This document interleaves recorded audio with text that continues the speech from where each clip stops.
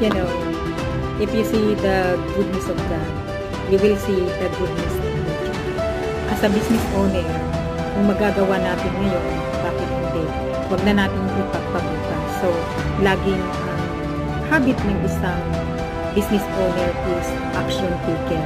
If your habit or attitude is action taker, so your goal is hindi ka high skilled people. They have a business idea. Connect with us if you have a business idea. We are coming soon in Bicol. I hope na ma-reaching out namin kayo dyan. Kasi sabi nila, ang buhay is parang sa swerte lang.